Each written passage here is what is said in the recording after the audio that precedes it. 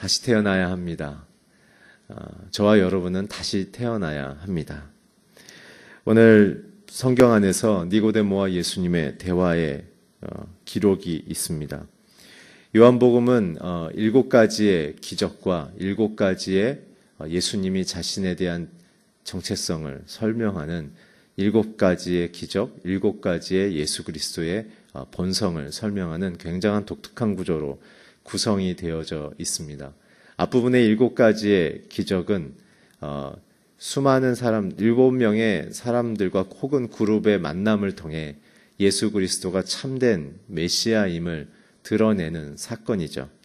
성경에서의 기적은 오직 한 가지의 목적을 통해 주어집니다. 그것은 구원에 대한 메시지.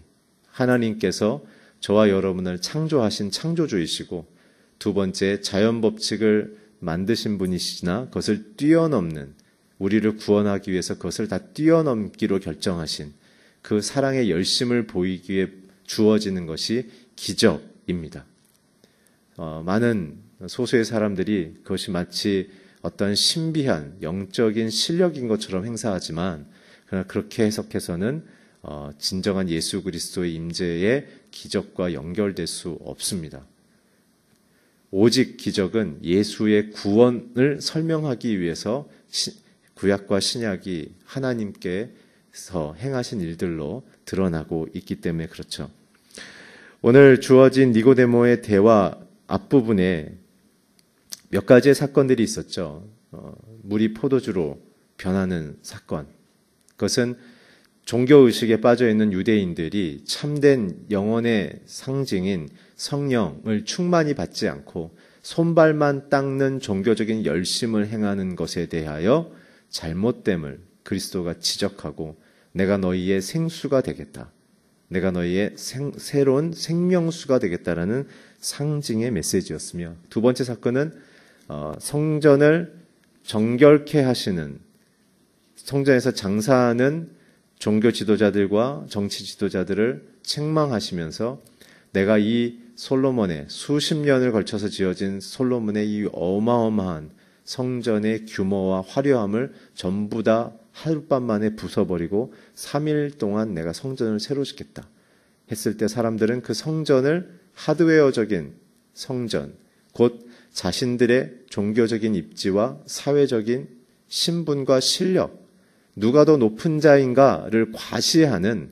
하나님 없는 자기 우월적 신앙, 교회 안에서 자신의 신앙의 위치로 하나님을 섬기는 것이 아니라 자기의 입지를 과시하는 그러한 자기중심적 신앙을 대표하는 자기 열광주의적 신앙, 자기의 마음을 위로하려 하고 자기의 인생을 하나님의 힘을 빌려 돋보이게 만들려는 그 자기 열광주의적 신앙에 대하여, 그것이 죽었고 깨끗하게 돼서 하나님 앞에 기도하는 집으로 모든 사람들이 그리스도 앞에, 여호와 앞에 무릎 꿇는 신앙적 태도를 가져야만 예수께서 십자가에서 죽으신 이후에 3일 만에 부활하는 그 부활의 사건이 너희들에게 주어질 거다라는 참된 자기 열광주의적인 종교신앙을 깨트리고, 그리스도의 몸이 깨어진 이후에 영광의 부활의 몸을 믿음으로 받아들이기를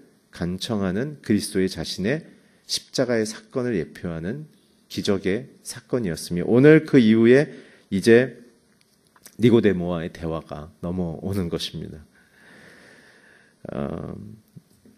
오늘 본문 2절을 한번 같이 읽겠습니다. 시작. 그가 밤에 예수께 찾아와 물었습니다.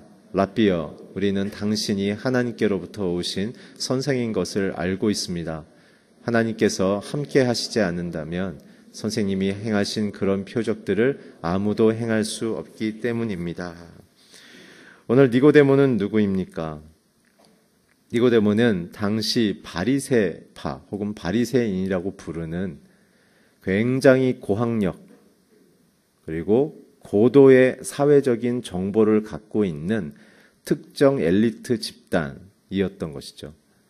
그 당시 바리새 유대인들의 남자의 숫자가 디아스포라를 포함해서 약 추정으로는 300만에서 좀 많이 잡는 사람들은 450만 명의 남자들이 있었다고 생각을 하고 있습니다.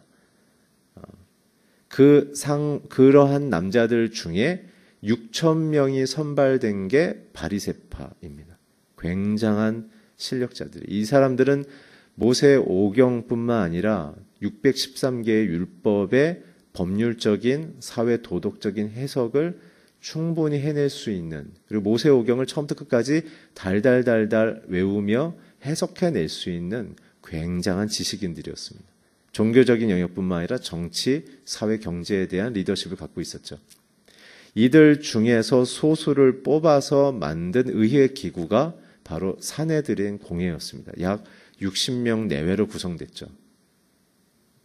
그 중에서 12명의 그 당시에 최고 지도위원회가 구성된 중에 탑2에 들어가는 사람이 니고데모였습니다.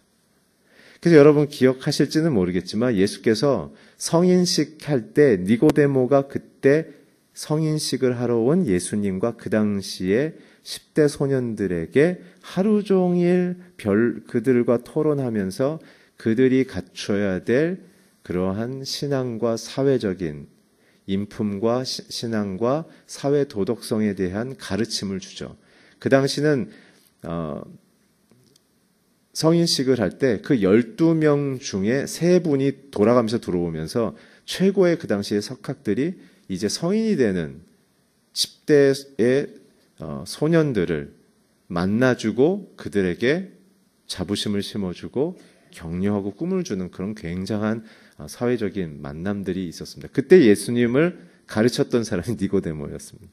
근데 오늘 니고데모가 그 최고의 지성의 학부, 최고의 시대적 지도자가 지금 자기보다 한참 어린 40살 이상 정도 어린 예수께 나와서 지금 굉장히 중요한 질문을 하고 있죠. 무슨 질문을 하고 있습니까? 두 가지를 얘기하고 있습니다. 예수, 당신은 하늘에서 온 분인 걸 내가 믿고 당신과 하나님이 함께하고 있는 것을 믿습니다.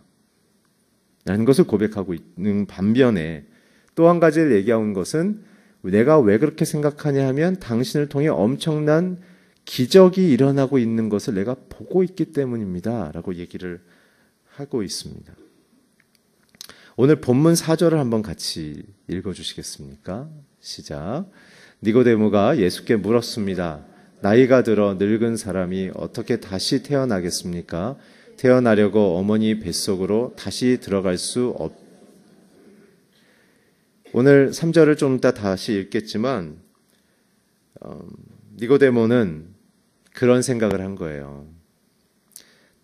자기가 열심을 다한 신앙적인 연구도 해보고 많은 가르침을 사람들에게 나누기도 해보고 신앙적 실천도 해봤지만 자기 안에 하나님의 그 법과 질서와 그 기쁨과 생명이 온전히 자기를 주장하지 못하고 있는 상태인 것을 깨달은 거죠. 그래서 정말 그에게 핵심 질문은 나의 지금 신앙적 영적 상태가 거듭난 것인가? 라는 것이에요. 그래서 니고데모가 구했던 건 뭐냐면 고대 역사학자 버클리의 논문을 보게 되면 그 당시의 사람들은 이런 생각을 하고 있었다고 합니다. 천국을 체험할 수 있는 기적을 찾아야 한다. 어떠한 특별한 영적인 굉장한 이벤트를 경험해야 자기들이 천국을 소유했다는 확신을 누릴 수 있다라는 거죠. 그래서 그들이 집착했던 것은 선민의식입니다. 하나님이 우리의 아브라함 믿음의 조상을 선택했으니까 우리의 이 혈통과 족보는 우리는 거듭남이 보장된 그러한 종족이다. 그렇게 생각을 했다는 것이에요. 그래서 그들은 끊임없이 자신들의 선민사상, 유대인들로서의 정결의식에 집착했던 이유는 정결의식만이 나머지 민족과 자기를 거듭남의 차별을 둘 수 있는 유일한 종교적인 토큰, 증표였기 때문에 그랬던 것입니다. 그 종교적 행위의 열심이 오히려 그리스도를 찾지 못하게 하는 자기 열광주의적 신앙으로 빠져버린 것이죠. 그래서 니고데모조차도 그 당시에 진행되고 있던 선민의식으로 진행되고 있던 기도, 예배, 성경적 가르침, 자신의 종교적 선택받음의 우월성에 대한 합당한 본문 해석의 관점으로 갔다는 것이죠. 저는 이 부분을 묵상하면서 그런 생각을 해봤어요. 오늘 이 시간 내가 하나님과 함께하고 있는 거듭남의 증표를 내가 오늘도 누리고 있는가? 아니면 과거에 하나님이 나를 만나줬던 기억에 의지해서 오늘을 내가 살아가고 있는가? 과거에 하나님 만났던 기억도 귀중한 일이나 그러나 그 사건이 오늘 동일하게 일어나고 있지 않는다면 저와 여러분 또한 니고데모처럼 선민의식에 의존하는, 하나님이 나를 구원하셨기 때문에 과거에 경험했던 어떠한 하나님과의 사건 때문에 오늘도 그것이 유지되고 있고 나는 그곳에서 하나님의 뜻을 온전히 이루고 있다라는 자기 도취적인 신앙에 우리가 눈이 가려질 가능성이 있다는 사실입니다. 오늘 정말 그리스도를 만나고 저와 여러분이 거듭남의 기쁨이 있다면 오늘 그리스도를 찬미하며 그리스도를 즐거워하며 그리스도의 가르침이 내 인생의 가장 큰 기쁨임을 가슴 벅차게 붙들고 살아가는 오늘 내 인생의 현실이 있어야 된다는 것이죠. 반복적인 교회 행사에 대한 참여나 순모임의 참여나 반복적인 식어져 버린 큐티와 자기의 인생을 회한하며 돌이키며 그냥 위로 차원의 말씀 묵상의 정도의 수준이라면 오늘 우리는 주께서 주시고자 하는 거듭남의 그 열매의 기쁨으로부터 사실은 떨어져 있다는 사실을 고백해야 된다는 것이죠.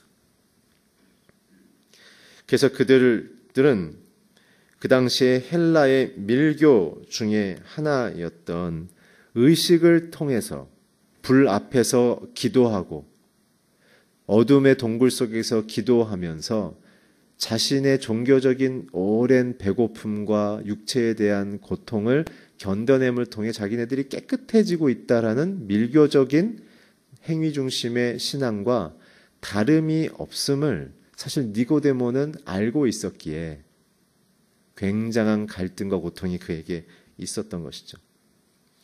그래서 니고데모는 물은 것입니다. 예수님께서는 하나님이 보내신 하늘의 사람인 것을 내가 알고 지금도 하나님과 함께 계신 것을 내가 알지만 우리가 바라고 그렇게 확인할 수 있는 것은 당신의 기적의 행위밖에 없습니다. 우리에게 그 기적을 거듭남의 증거를 보여줄 수 있겠습니까? 라고 얘기한 거죠. 그래서 예수님의 대답은 무엇인가? 바로 3절의 메시지입니다. 3절을 같이 읽어주십시오. 시작. 예수께서 그에게 이렇게 말씀하셨습니다. 내가 진실로 진실로 내게 말한다. 누구든지 다시 태어나지 않으면 하나님 나라를 볼 수 없다. 한글 성경에서는 좀 이 본문의 내용이 조금 더 원어 헬라어의 의미를 다 담지 못한 것이 아쉬움이 있으나 그러나 나쁘진 않다고 생각합니다. 오늘 이 번역에 집중하십시오. 예수님의 질문은 이겁니다. 거듭났니? 라는 것입니다. 오늘 읽진 않겠지만 8절에 보면 바람은 불고 싶은 대로 분다. 너는 그 소리를 듣지만 바람이 어디서 오는지 어디로 가는지 알지 못한다. 성령으로 태어난 사람도 모두 이와 같다라는 것이죠. 이제부터 거듭남에 대한 설명을 제가 드릴 텐데요. 예수님의 도입은 이겁니다. 바람을 모두가 느끼고는 있지만 바람의 시작점과 종착점은 아무도 모른다는 거죠. 현대사회는 바람을 이용하고 있지 않습니까? 풍동을 이용한 풍력 발전 혹은 선풍기, 에어컨, 그렇죠? 그리고 멋있게 세일링을 하는 돛담배들, 다 바람을 이용하는 우리에겐 기술과 재주는 있지만 그 바람을 일으키거나 그 바람의 본질과 그 바람의 그 모든 운동성은 알 수가 없는 거죠. 알 수가 없습니다. 오늘날 태풍과 허리케인의 그 내용을 아무도 밝히지 못하고 있다는 사실을 아십니까? 현상은 있으나 잘 모르는 거예요. 성령으로 난 사람들은 이렇다는 것이죠. 우리가 뭔가의 실증을 갖고 있지만 신비를 갖고 있는 것 같이 설명을 할 수는 없지만 그러나 실제는 갖고 있다라는 것으로 예수님은 세상에서 가장 지혜로운 니고데모에게 비유와 굉장히 과학적 해석으로 그의 닫혀있는 머리를 열어가기 시작하시죠. 그러면서 이렇게 얘기하신 겁니다. 니고데모에게 너는 종교적인 열심으로 자신이 하나님의 나라에 합당한 존재라고 생각하고 있지? 라고 얘기하는 것이죠.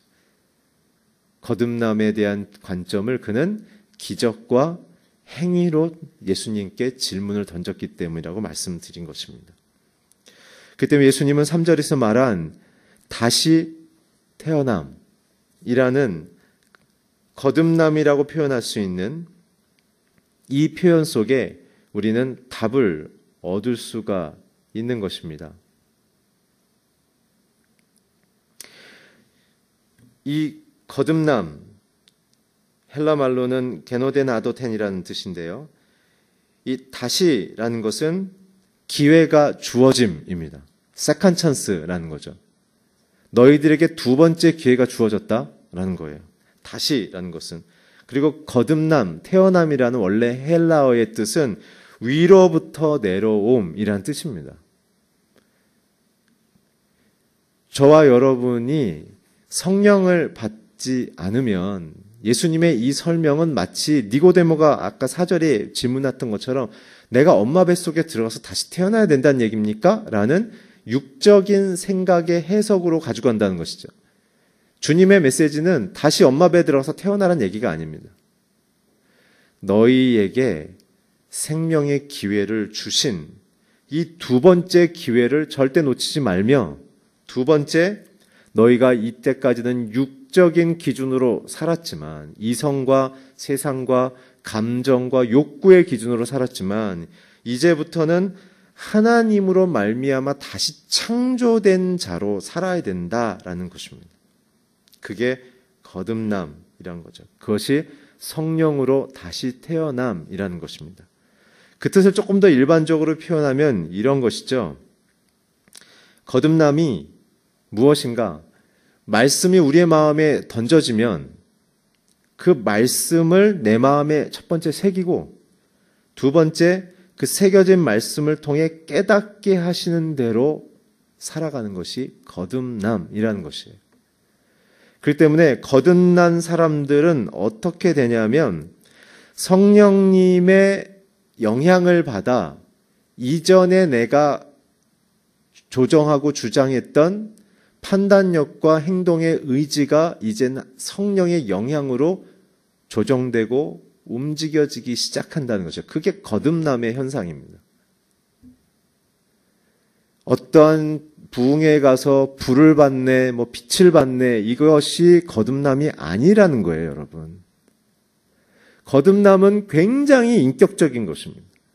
저와 여러분의 생각과 마음 속에 우리에게 던져지는 설교와 큐티와 여러 가지 방법으로 성경 읽기를 통해 던져지는 주님의 말씀이 저와 여러분의 마음에 새겨져서 놓쳐지지 않고 두 번째는 그것을 깨닫고 깨달은 만큼 성령의 영향을 받아 나의 판단력과 행동이 조정되기 시작되는 것. 그것이 거듭남입니다. 그렇기 때문에 거듭남을 경험한 사람들은 사도 바울이 얘기한 것처럼 옛사람의 그 본성이 약해지기 시작하는 것입니다. 그 뜻은 무엇인가? 성령을 받기 전에 내가 좋아했던 것을 이제 미워하기 시작하는 거예요.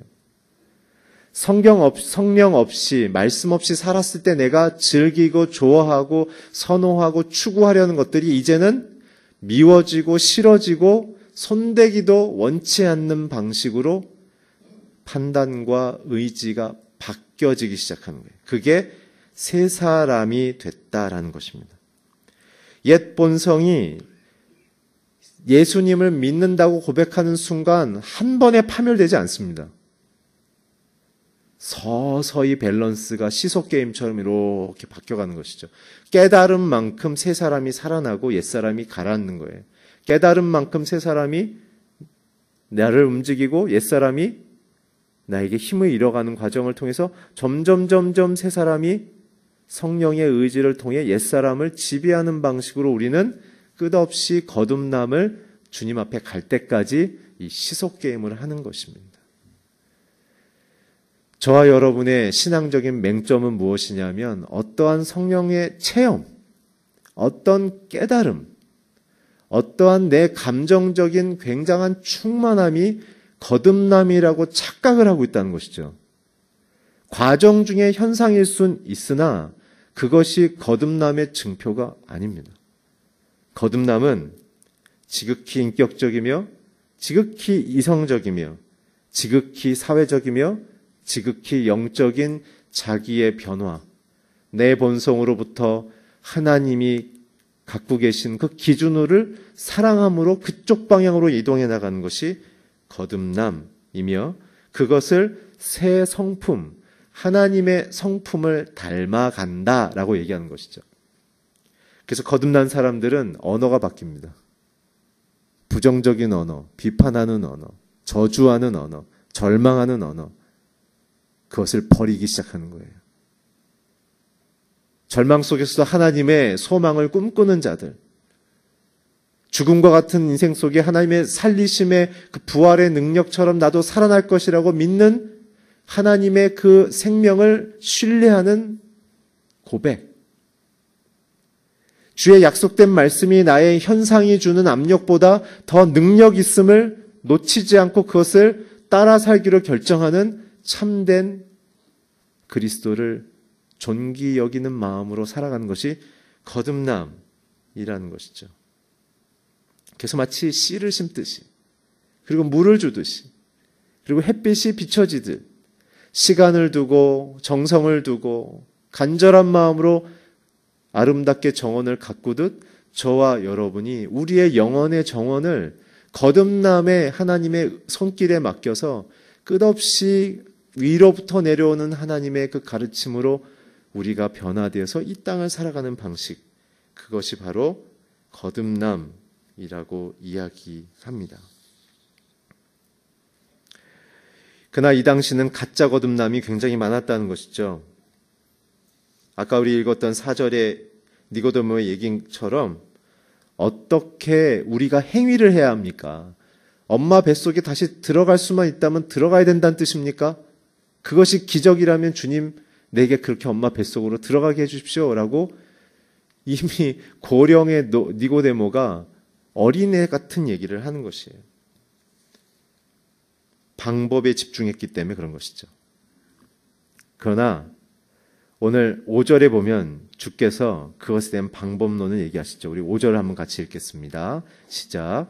예수께서 대답하셨습니다. 내가 진실로 내게 말한다. 누구든지 물과 성령으로 나지 않으면 하나님의 나라에 들어갈 수 없다. 물과 성령으로의 거듭남이란 거죠. 사실 물과 성령 같은 얘기입니다. 물과 성령 같은 얘기예요. 성령으로 거듭나라는 것이죠. 물이 곧 성령이다. 가나안 혼인잔치에서 사람들이 포도주를 마셨을 때 물을 채우게 하고 그것이 포도주로 바뀌었던 것처럼 성령이 너희들의 메마른 종교적인 행위, 사실은 그 항아리는 어떤 항아리였냐면 외부에서 집 안으로 들어갈 때 정결의식, 깨끗한 정결의식을 행하도록 하는 율례 때문에, 법칙 때문에 모든 유대인들은 집 안으로 들어갈 때 집 대문 앞에 있는 의자에 앉아서 손과 발을 다 씻고 들어갔다는 것이죠. 근데 그들이 잔치에 취해가지고 술에 취하고 흥에 취해서 그들이 그렇게 소중했던 그 정결의식의 물을 다 소비하고 그 항아리들이 다 비어버리게 되어진 상태도 모르고 자기 흥에 취해져 있는 모습, 마치 하나님을 높이고 사랑하는 것 같지만 여전히 자기의 흥에 집중하고 있는 신앙적 태도, 이중적인 태도를 비유하시면서 내가 그 물을 채워주겠다. 그리고 그 물이 내 피를 상징하는 포도주로 바뀌겠다. 너희들의 의식, 너희들의 자존심, 너희들의 종교적인 우월성을 표현하는 그 물이 진정 의미가 있는 내 피로 채워질 것이다. 라는 주님 편에서의 그 우리를 거듭나게 하시려는 사랑의 열심. 그래서 물은 곧 성령을 뜻하는 것이죠. 그래서 베드로전서 3장 20절, 21절에 보면 이렇게 적혀 있습니다. 제가 그냥 읽어드릴게요. 그들은 전에 노아의 날 방주를 준비할 동안 하나님이 오래 참고 기다리실 때 복종하지 아니하던 자들이더라. 방주에서 물로 말미암아 구원을 얻은 자가 몇 명뿐이니 겨우 8명이라. 물은 예수 그리스도께서 부활하심으로 말미암아 이제 너희를 구원하는 표니 곧 세례라. 이는 육체의 더러움을 제하고 버림이 아니요 하나님을 향한 선한 양심의 간구다. 여기서도 세례, 이 종교적인 이 의식을 강조하는 게 아니라 자신의 영혼이 죽고 살아남에 대한 선한 양심의 변화의 초점을 베드로가 지적했다는 것. 그래서 우리가 세례를 받음을 통해 거듭나는 것은 아닙니다. 거듭났다는 고백을 우리가 세례라는 행위로 보여주는 것이기 때문에 세례를 받기 때문에 내가 이제는 하나님의 사람이 됐다? 행위로 깨끗해지는 것은 아닙니다. 그 믿음의 고백이 있는 자들이 받는 것이죠. 오늘 성경은 끊임없이 방법과 행위의 집중이 아니라 저와 여러분의 영혼의 태도, 마음의 태도, 우선순위의 그 기준이 위로부터 내려와 있는가, 그것을 사랑하며 따라 살고 있는가를 계속 묻고 있는 것이 오늘 거듭났는가라는 것입니다. 오늘 그래서 저는 마지막 세 개로 거듭남의 경험의 증거, 저와 여러분 안에 있어야 될 거듭남의 증거가 무엇인지를 짧게 세 가지를 말씀드리고 제 설교를 마무리하려고 합니다. 첫 번째 증거는 뭐냐면 예수님에 대한 믿음입니다. 거듭남의 증거의 첫 번째는 예수님에 대한 믿음이 내게 있는가. 이 믿음의 증거의 저와 여러분의 내적 태도는 무엇이냐면 나의 공로와 자랑을 버리고 예수만을 높이고 있는가라는 거예요. 저와 여러분의 입술 속에 누구를 만나든 예수를 찬미하며 예수를 높이며 예수를 자랑하며 예수의 희생과 사랑이 내게 효용이 돼서 내가 그것으로만 사는 것으로 충분하다고 사람들에게 증거하고 있습니까? 그것이 거듭남의 첫 번째 증거입니다.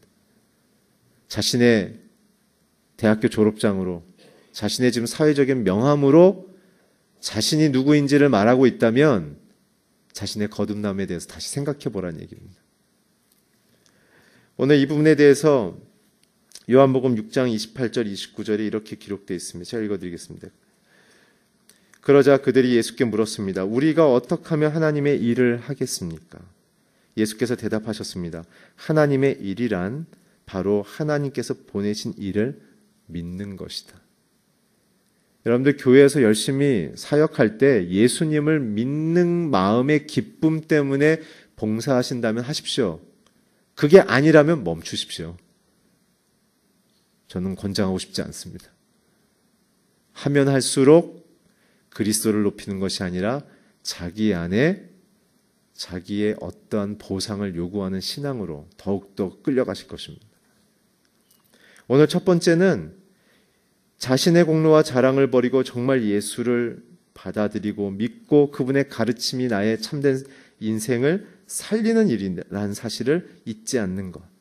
왜냐하면 여러분 기억하십시오. 오늘 거듭나야 된다고 얘기하신 분이 천국의 주인이신 예수님이시며 거듭나야만 천국에 들어올 수 있다고 얘기한다는 사실은 저와 여러분의 신앙의 첫 번째이자 끝까지 지켜야 될 최고의 최선의 신앙적 요소는 거듭남, 예수의 그 모든 것을 기쁨으로 깨달아 내 판단력과 행동을 조정하는 것에 목표를 두셔야 된다는 사실입니다. 그래서 믿음, 그것은 거듭남을 통해서만 주어지는 것이지 신념과 확신이 믿음과 대치될 수 없다는 사실을 잊지 마십시오.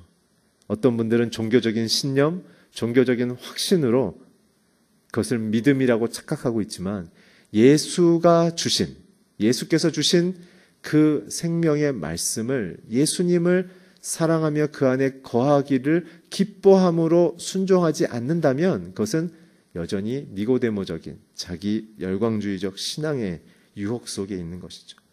두 번째 증거는 무엇이냐면 회개입니다. 회개. 거듭난 자들의 두 번째 특징은 늘 하루 종일 회개하는 삶을 사는 것이죠. 옛사람, 육적인 기준으로 살아왔던 자기가 사랑하는 그 모든 기준들이 이제는 부끄러우며 아직도 여전히 유혹을 받고 있는 자기 자신에 대하여 죽게 슬픈 마음을 갖고 있는 자들이 거듭난 자들입니다. 주님, 내가 주님의 선함을 사랑합니다. 주님이 말씀하신 대로 살고 싶습니다. 주님, 나를 그렇게 끌어주십시오. 라는 간절한 기도가 있는 자들이 거듭남이죠. 그러나 우리는 교회에 열심히 오는 행위로, 열심히 드리는 헌금의 행위로, 그리고 내가 드리는 기도의 열심으로 거듭났다고 착각을 하고 있지만 주님이 성경에서 요구하시는 것은 그리스도를 사랑한다는 것은 이전에 자기를 사랑하는 모든 것을 미워해야 한다. 너희가 나를 쫓으려면 자기의 십자가를 지고 쫓아야 된다라는 메시지를 기쁨으로 받아들이는 자들. 죄를 지은 자신에 대해서 더욱 슬퍼하며 죄에 대해 혐오하며 은혜의 성령을 사모해가는 것. 그것이 거듭남의 두 번째 특징인 것이죠. 저는 예수님을 만났던 첫 번째 거듭남의 사건을 아직도 잊지 않고 오늘도 어제도 그 감동과 감격 속에 마음을 지키며 살려고 하고 있습니다. 제가 첫 번째 거듭남의 큰 감동의 사건을 경험했던 것은 제가 대학교 1학년 때였으며 또한 그 감동의 사건은 매번 큐티할 때마다 매일매일 내가 그 안에 거하기를 감사하고 또한 그 은혜를 소망하는 것이 내 인생의 신앙의 전부인 것을 늘 발견하게 되어지는 것이죠. 저희 거듭남의 사건은 중학교 때부터 예수를 믿으면서 굉장히 많은 거의 성경에 나오는 기적과 같은 사건들을 매일매일 경험하며 살았습니다. 제 기억에는 대학교 졸업할 때까지는 중학교 시절부터 대학교 졸업할 때까지는 24시간 하나님의 임재가 늘 경험되어지고 느껴질 정도로 굉장한 하나님의 붙들림 속에 있었죠. 그 거듭남을 경험했던 사건 중에 저를 하나님께로 늘 붙들어 맸던 것은 커다란 두 가지의 기둥이었던 것 같습니다. 첫째는 오늘 말씀드렸던 예수님에 대한 믿음, 저에게 주셨던 강렬한 여러 가지 말씀 중 너무나 성경에 밑줄 치다 보니까 나중에는 창세기부터 계시록까지 다 제게 주신 말씀이 되더라고요. 근데 그 중에서도 저를 굉장히 이끌었던 것은 빌립보서 2장 5절에서 8절, 9절의 말씀입니다. 자신의 신분을 포기하고 자신의 목숨을 내놓았다는 그 말씀이 내게 예수 외에는 다른 것이 전혀 필요 없다는 사실을 저는 고백하기 시작한 것이죠. 그래서 그때부터는 내게 주신 학생의 신분, 사회적인 신분도 최선을 다해서 열심히 했지만 그 안에서 만나는 모든 사람들에게 예수를 전하는 것에 저는 굉장한 기쁨을 누렸습니다. 만나는 자들에게 예수를 어떻게 전할까? 심지어는 학교 교수님들, 부총장님까지도 어떻게든 만나서 예수를 전하는, 총학생회에 들어가서 예수를 전하는, 태풍이 불어도 서울역에 가서 예수를 전하는, 어느 땅을 걷든지 하나님의 임재와 사랑이 이 땅에 임하기를 간절히 구하는, 버스를 타고 서 있으면 그렇게 눈물이 났었어요. 이 사람들이 다 예수를 믿을까? 그래서 중학교 때, 고등학교 때, 대학교 때 용기를 내서 버스에서 전도했던 일들이 기억납니다. 기억나시죠? 여러분들 차장 있었던 시절. 차장이 사라져도 버스에 하면 안녕하십니까? 여러분들 출근하시는데 굉장히 피곤하시죠? 오늘 여러분들에게 기쁜 소식을 전합니다. 오늘 여러분들은 사랑받고 있습니다.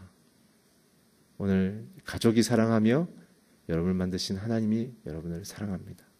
오늘 여러분들 직장과 학교에서 그 사랑으로 충만하십시오. 힘내세요. 그러면 사람들이 와요. 이게 무슨 얘기냐고. 지금은 세상 사람들이 복음에 대해서 이미 다 들은, 우리도 후기 기독교 시대에 들어가 버린, 사실은 좀 슬픈 시대에 들어왔지만 그 당시에는 그 얘기를 하면 사람들이 따라 내렸습니다. 그리고 어떨 때는 하나님께서 저 사람에게 가서 복음을 전해라, 감동이 있으면 가서 한두 마디, 제가 죄송하지만 한 말씀 드려도 될까요? 무슨 말씀인가요? 예수님이 당신을 사랑합니다.